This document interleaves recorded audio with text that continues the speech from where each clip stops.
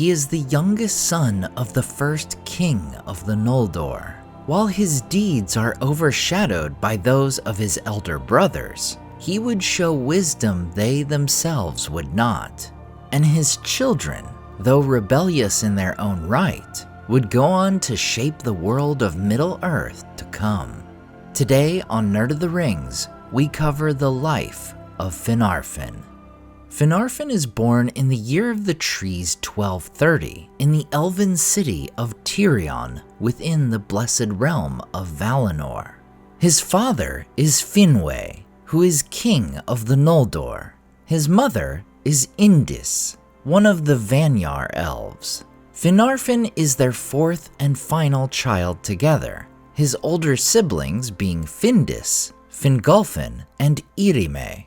They also have a half-brother, the eldest of all of Finwe's children, Feanor. Miriel, Finwe's first wife, had died shortly after giving birth to Feanor, and we are told that Feanor had little love for his half-siblings, and disapproved of Finwe's marriage to Indis, and it was this ill will that would lead to many conflicts and arguments among their family in the years to come. Finarfin would marry Eärwen in the year of the trees 1280, making him around 475 years old at the time. Eärwen is the daughter of Olwe, a king of the Teleri elves, known for their love of the sea. Together they would have 4 children, their sons Finrod, Angrod, and Agnor, and a daughter, Galadriel. While it was quite common for the Noldor to have dark hair, as we see with Finwe, Feanor, Fingolfin, and many others, Finarfin and all his children possess fair, golden hair. This was inherited from Finarfin's mother and her Vanyar heritage. From their mother and her people, the children of Eärwen would inherit a love of the sea.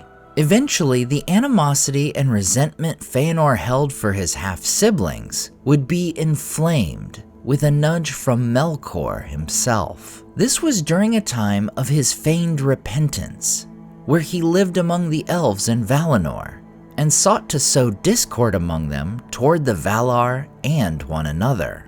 To Feanor, Melkor says that Fingolfin and his sons were plotting to usurp the leadership of Finwe and the elder line of Feanor. Meanwhile, to both Fingolfin and Finarfin, he would say, "Beware, small love has the proud son of Miriel ever had for the children of Indis.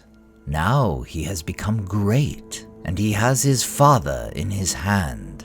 It will not be long before he drives you forth from Tuna." This leads to a direct conflict in the year of the trees 1490, where Feanor draws a sword upon Finarfin's older brother, Fingolfin.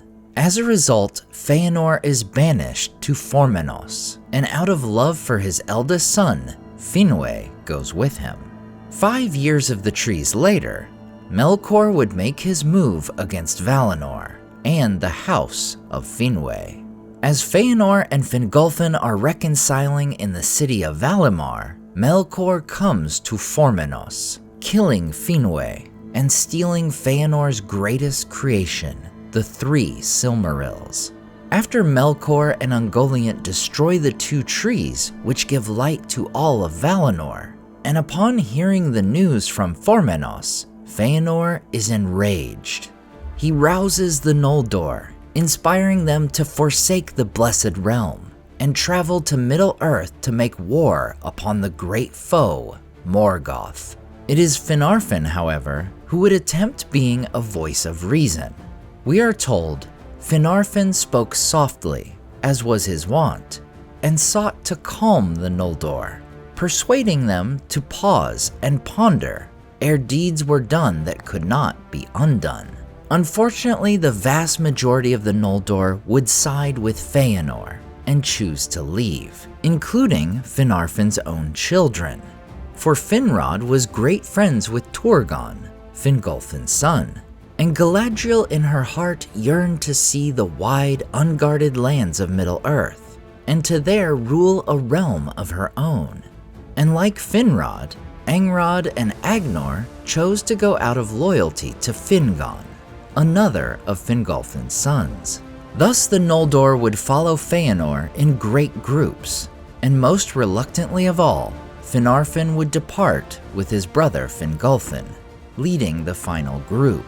We are told that at this time, a mere tenth of the Noldor would choose to remain behind, and as they marched to the east, Finarfin and Finrod, along with many of the wisest and noblest of the Noldor, would often look behind them to see their fair city, until the lamp of the Tower of Mindon Eldalieva was lost in the night. Being in that final group, Finarfin and his brother are shocked to come upon a massacre at the haven of Alqualonde. For a time, they would be unaware of the true cause of this slaughter, that Feanor had killed their fellow elves to steal their ships. All Finarfin would have known at this time was that the Teleri, the kin of his own wife, lay dead in their own haven.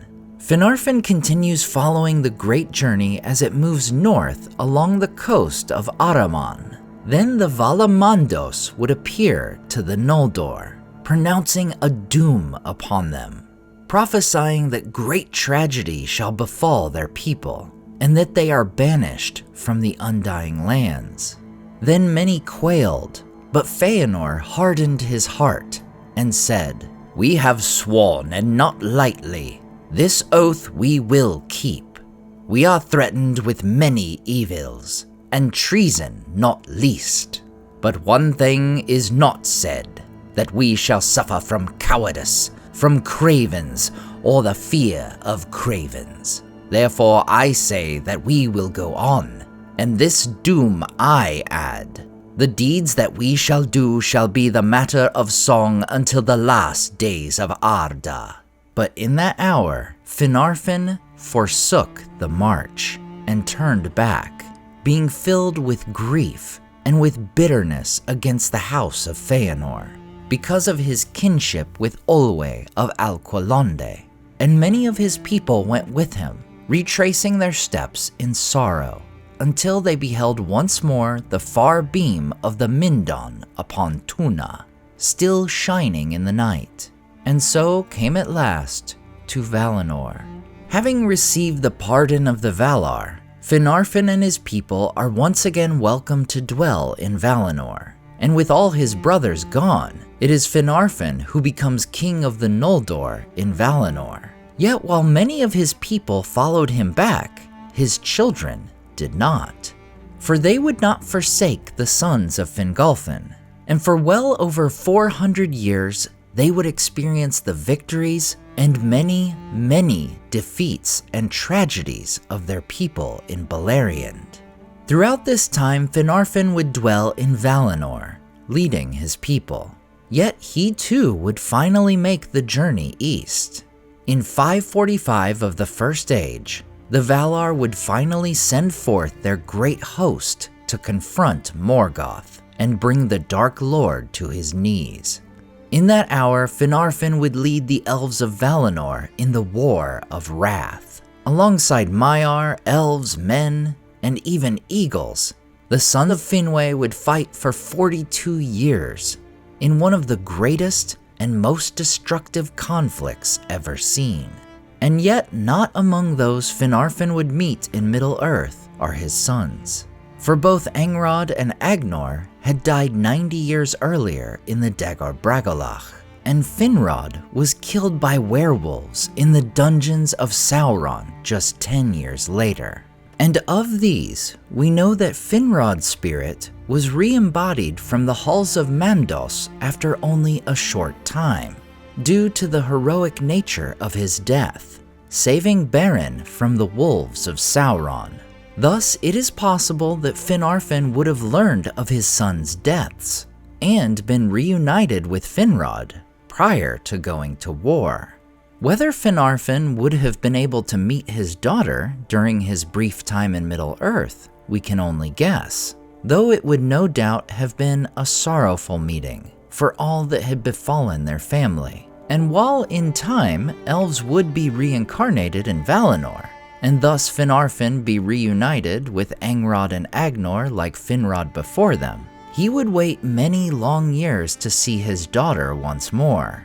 For Galadriel would go on to play a pivotal role throughout more than 6,000 years of the Second and Third Ages to follow. But finally, on September 29th, in the year 3021 of the Third Age, Galadriel would board the White Ship, finally making her way back to the Undying Lands. And after so many thousands of years and countless sorrows, the daughter of Finarfin would be reunited with her father once more. As always, I want to say a huge thank you to all my Patreon and YouTube supporters who make this channel possible. CCDC Red Team, Evil Chameleon, Tom DeBombadil 19, Lissamy the Cinda, Rabbi Rob Thomas, Charles Leisure, Joe Tepper, The Mighty Mim, Andrew Carlisle, Swirled Traveler, Matthew Jeffrey, Viking Lord, Alvin Einbert, Jeremy Daniel Derby, Madame Director, Freya Firestar, Chris and Meg Q, Leo Vittori, Sky Carcass, Slide Belts, Dane Ragnarsson, Berto Berg, Graham Derricott, The Dark-Haired One, Wyland, Kiara Berlin, Z and N, Evely, Kia, Landry Quinn Walker, Micah Wu, and Debbie. If you enjoyed the artwork in this video, check out the artists in the description to purchase prints of their great work for yourself. Thanks so much for watching, and we'll see you next time on Nerd of the Rings.